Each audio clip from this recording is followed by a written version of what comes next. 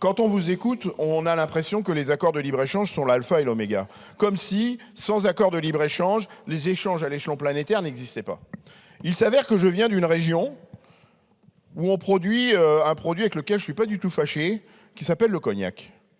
Est-ce que vous pensez que les producteurs de cognac qui exportent 98% de leur production ont attendu que des accords de libre-échange existent pour réussir ces exportations ?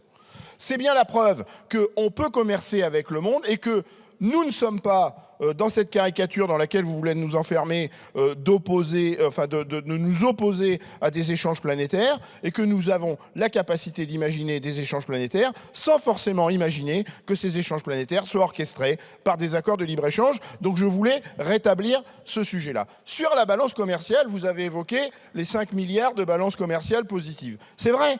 Mais c'est intéressant de l'analyser, cette balance commerciale. Et quand on l'analyse, effectivement, on exporte du tournesol, effectivement, on exporte du maïs, effectivement, on exporte du blé.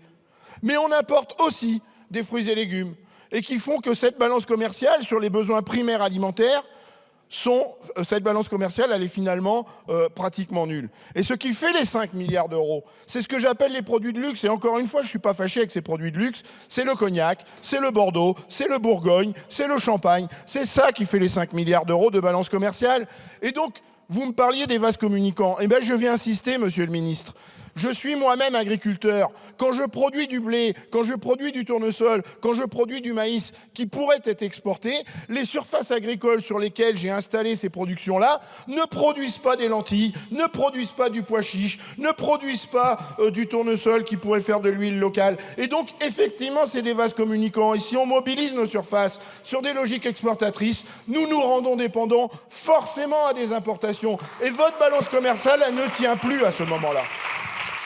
Je vous remercie. Monsieur le ministre, vous avez la parole.